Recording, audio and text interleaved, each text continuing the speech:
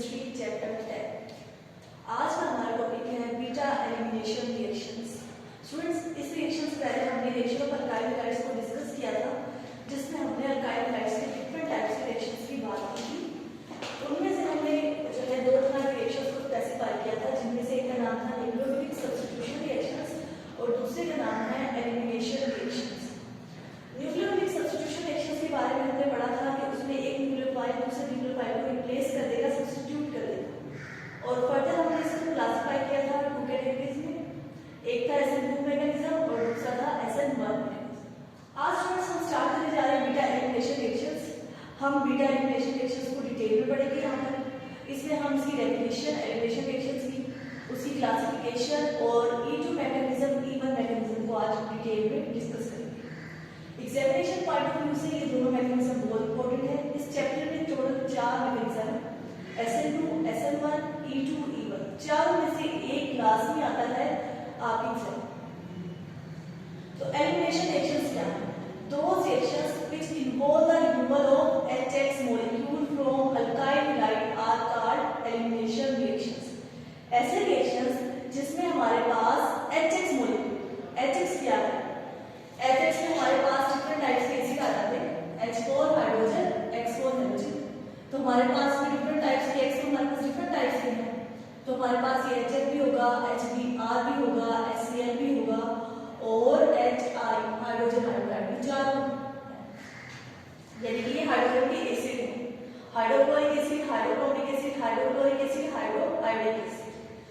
जब हम किसी अल्काइल हैलाइड में से HX को निकालते हैं, यानी कि हैलोजन्स के जो एसिड्स हैं उनको निकालते हैं, तो हमारे पास जो प्रोडक्ट बनती है वो क्या बनती है? अल्कीन।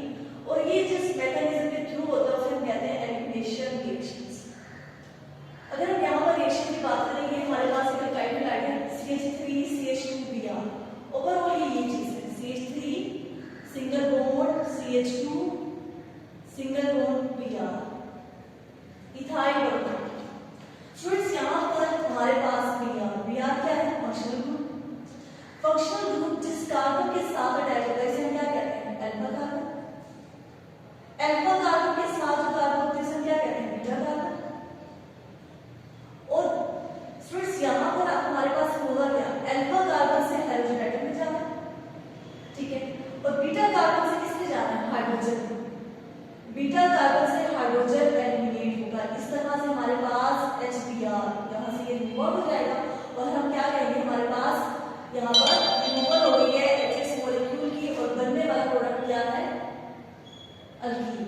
इसे कहते हैं एलिमिनेशन रिएक्शंस। इसी रिएक्शन को हमने अल्कीन की प्रिपरेशन में इस्तेमाल किया था। उस टाइम पर हम इसका नाम क्या पढ़ा था? डीहाइड्रोहैलोजिनेशन रिएक्शन। डीहाइड्रोहैलोजिनेशन यानी कि ऐसा रिएक्शन जिसमें हम X को निकाल, ठीक है। यहाँ पर हम इसी मैकेनिज्म को क्या कह रहे हैं? Elimination reaction. आपने टॉपिक को जो चैप्टर है उसी के लिहाज से याद करना है। यहाँ पर आपने इसको डीहाइड्रोहैलोजिनेशन नहीं कहना है, यहाँ पर आपने इसको एलिमिनेशन रिएक्शन के तौर पर ही तैयार करना है। Br क्या है हमारे पास? अभी मैंने कहा फंक्शनल ग्रुप है। फंक्शनल ग्रुप किस तरह का? हैलोजन।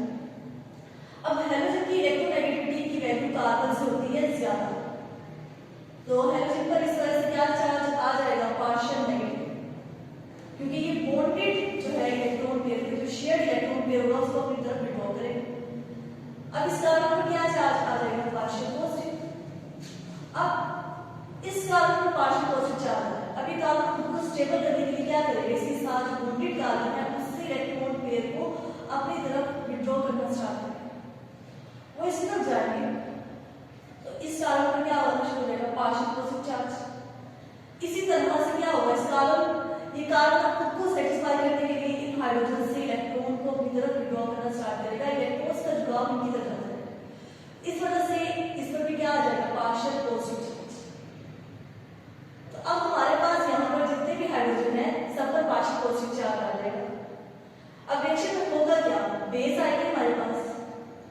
बेस की प्रॉपर्टी क्या होती है? बेस इलेक्ट्रॉन पेयर डोनेट कर देती है, ठीक है। बेस क्या करेगी? ये इस हाइड्रोजन को विड्रॉ करेगी, ठीक है। ये बॉन्ड जो है ये वाला कार्बन और हाइड्रोजन के दरमियान ये बॉन्ड यहाँ पर शिफ्ट हो जाएगा कार्बन के दरमियान, और अब इस कार्बन की वैलेंसी क्या हो जाएगी? डिस्टर्ब हो जाएगी। इसके चार होगा, 5 बॉन्ड रहेंगे, तो होगा क्या, यहाँ पर जो इलेक्ट्रॉन पेयर है वो Br लेगा और Br नेगेटिव की फॉर्म में हो जाएगा और हमारे पास अल्कीन बन जाएगा। तो ओवरऑल यहाँ पर हमारे पास BH इक्वल और Br नेगेटिव, इसे हम कहते हैं एलिमिनेशन रिएक्शन। ठीक है, एलिमिनेशन रिएक्शंस हमारे पास दो तरह के, इसको हम कैपिटल E से रिप्रेजेंट करते हैं, दो तरह के, एक को हम कहते हैं E2 और दूसरे को E1। E2 किसे कहते हैं, एलिमिनेशन बाय मॉलिक्यूलर एलिमिनेशन है, two mean bimolecular. E1 unimolecular, E4 elimination. तो हम यहाँ पर दो मैकेनिज्म को डिस्कस करेंगे, एक होगा E2 मैकेनिज्म, दूसरा होगा E1 मैकेनिज्म। ठीक है स्टूडेंट्स, अब तक हमने क्या पढ़ा कि एलिमिनेशन रिएक्शंस ऐसे रिएक्शंस है जिसमें हमारे पास HX की रिमूवल होगी और प्रोडक्ट में अल्कीन बनेगा। ठीक है, अब इसको हमने फर्दर क्लासिफाई किया टू कैटेगरीज में, E2 mechanism, E1 mechanism. E2 mechanism क्या है स्टूडेंट्स, इस कांसेप्ट को समझने के साथ साथ आपने E2 मैकेनिज्म अब हम डिस्कस करेंगे, इसके साथ साथ आपने SN2 मैकेनिज्म को भी माइंड करना है। ठीक है, क्योंकि इससे मिलता जुलता है, अगर आप इन दोनों को माइंड रखेंगे तो आपके लिए समझना ज्यादा आसान है। E2 मैकेनिज्म, इसकी डेफिनेशन क्या है, one step elimination reaction in which both the atoms और ग्रुप लीव साइमल्टेनियसली। किस तरह का मैकेनिज्म है, वन स्टेप एलिमिनेशन रिएक्शन, यानी कि HX की रिमूवल होगी लेकिन एक स्टेप। ठीक है, और हमारे पास जो रिमूवल होगी HX यानी कि हाइड्रोजन और हेलोजन, दो चीजें, एक हाइड्रोजन रिमूव हो रहा है, दूसरा हेलोजन एटम रिमूव हो रहा है, दोनों साइमल्टेनियसली रिमूव होंगे, साइमल्टेनियसली यानी कि सेम टाइम पर सेम होंगे, एक ही वक्त में होंगे, इसे हम कहते हैं E2 मैकेनिज्म। अगर आपको याद हो SN2 मैकेनिज्म में हमने यही पढ़ा था कि हमारे पास सब्स्टिट्यूशन होगी और सब्स्टिट्यूशन में क्या होगा, एक मॉलिक्यूल रिमूव हो रहा होगा, एक एटम रिमूव हो रहा होगा और उसकी जगह पर दूसरा एटम आ रहा होगा, दोनों काम साइमल्टेनियसली होंगे। यहाँ पर एलिमिनेशन है, वहां पर सब्स्टिट्यूशन थी, लेकिन वो भी साइमल्टेनियसली थी, ये भी साइमल्टेनियसली है। ये हमारे पास क्या है, डाइहाइड्रल मॉलिक्यूल होगा क्या, बेस, यहाँ पर हम बेस इस्तेमाल करते हैं। ठीक है, ये बेस भी न्यूक्लियोफाइल है, लेकिन हम यहाँ पर इसमें क्या पढ़ेंगे, बेस। ये बेस क्या करेगा, इस हाइड्रोजन को कैप्चर करेगा, ये बॉन्ड यहाँ से यहाँ पर शिफ्ट होगा और ये जो बॉन्ड है दो इलेक्ट्रॉन पेयर से बॉन्ड है Br से यहाँ से शिफ्ट होगा। अब ये जो रिएक्शन हो रहा है हमारे पास सिंगल स्टेप है, इसमें भी ट्रांजिशन स्टेट आएगी, ट्रांजिशन स्टेट से फिर हमारे पास अल्कीन बनेगा। अब ट्रांजिशन स्टेट में क्या होगा, ट्रांजिशन स्टेट में जो बॉन्ड बन रहा है, जो बॉन्ड ब्रेक हो रहा है, उसको हम डॉटेड लाइन से रिप्रेजेंट करेंगे, बाकी सब बॉन्ड्स को हम सॉलिड लाइन से रिप्रेजेंट करेंगे। ठीक है, जहां पर चेंजेस आ रही है उसको हमने डॉटेड लाइन से रिप्रेजेंट करना है।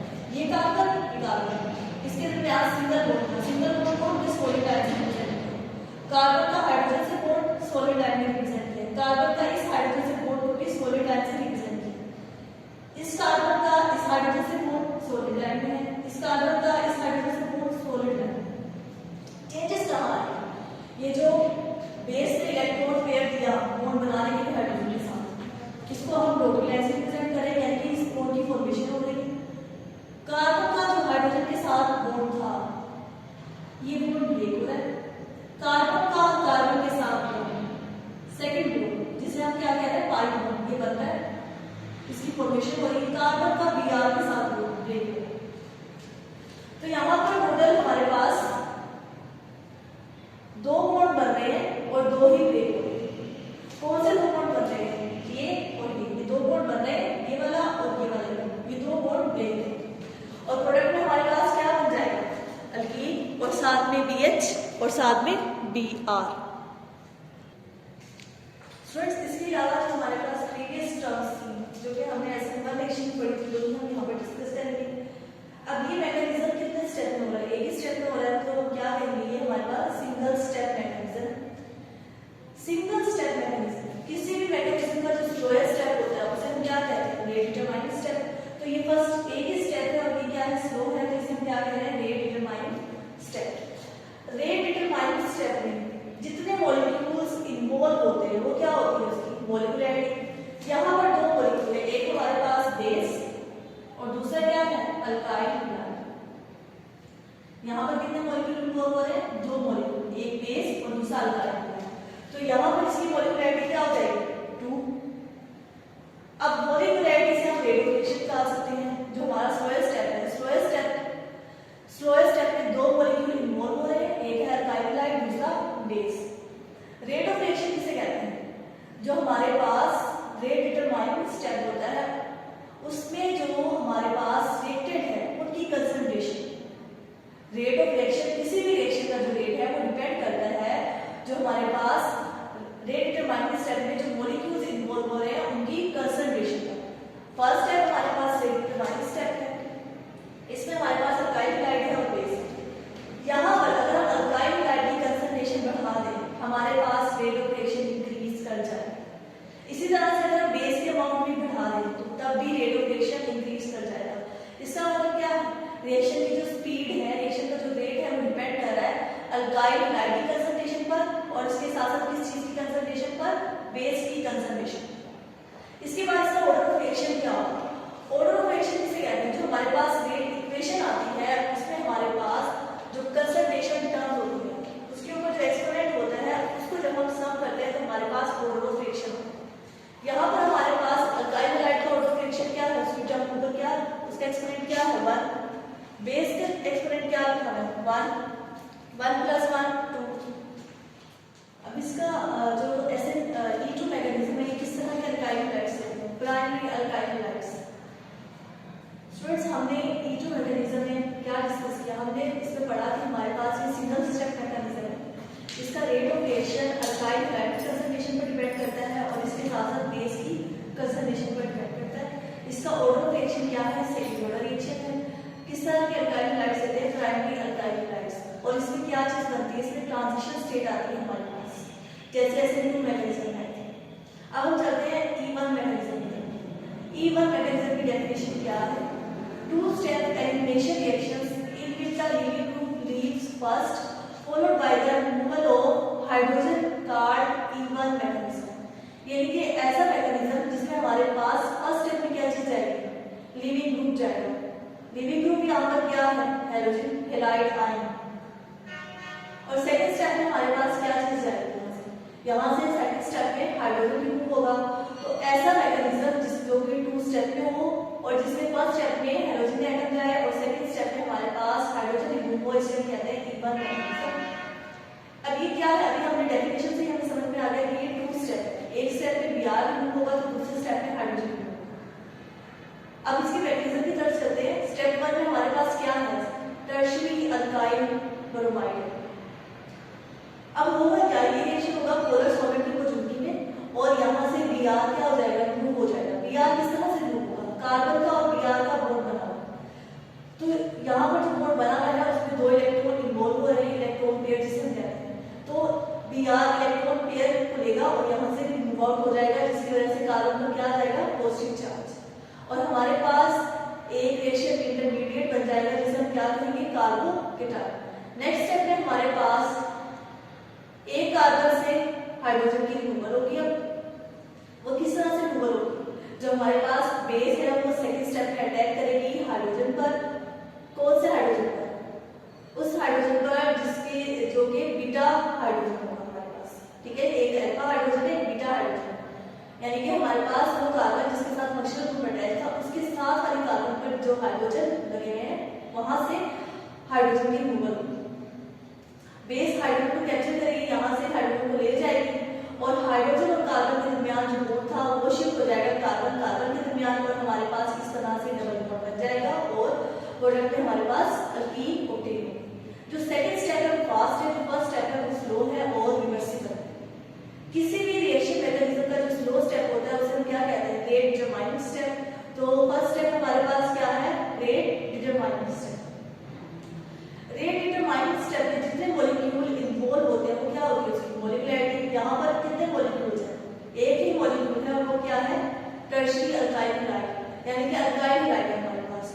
तो इसकी मॉलिक्यूलरिटी क्या हो जाएगी? एक ही मॉलिक्यूल है तो यूनिमॉलिक्यूलर, और हमने क्या नाम दिया? E1 मैकेनिज्म, यानी कि यूनिमॉलिक्यूलर एलिमिनेशन। इसका रेट ऑफ रिएक्शन किस चीज पर डिपेंड करेगा? रेट डिटरमाइनिंग स्टेप में हमारे पास अल्काइल हैलाइड है, एक ही मॉलिक्यूल है, वो है अल्काइल हैलाइड। तो इसकी कंसंट्रेशन पर डिपेंड करेगा हमारा रेट ऑफ रिएक्शन। जितनी ज्यादा हम अल्काइल हैलाइड के अमाउंट को बढ़ा देंगे उतना ही ज्यादा रिएक्शन फॉरवर्ड डायरेक्शन में मूव करेगा और उतना ही हमारे पास इवन मैकेनिज्म आगे चलेगा। ऑर्डर ऑफ रिएक्शन क्या होगा? जो हमारे पास रेट इक्वेशन आती है उसमें जो हमारे पास कंसंट्रेशन टर्म होती है उसका जो एक्सपोनेंट होता है उसका ऑर्डर ऑफ रिएक्शन होता है। यहाँ पर अल्काइल हैलाइड कंसंट्रेशन पर रिएक्शन का रेट डिपेंड कर रहा है और उसके ऊपर पार क्या की है 1। तो यहाँ पर ऑर्डर ऑफ रिएक्शन क्या होगा? First order reaction. और इस मैकेनिज्म को किस तरह के अल्काइल हैलाइड शो करेंगे? Tertiary alkyl halide. स्टूडेंट्स, आपने इस टॉपिक को अच्छी तरह से याद करना है। इनका डिफरेंस हम इंशाल्लाह नेक्स्ट टॉपिक में डिस्कस करेंगे। टेक केयर, अल्लाह।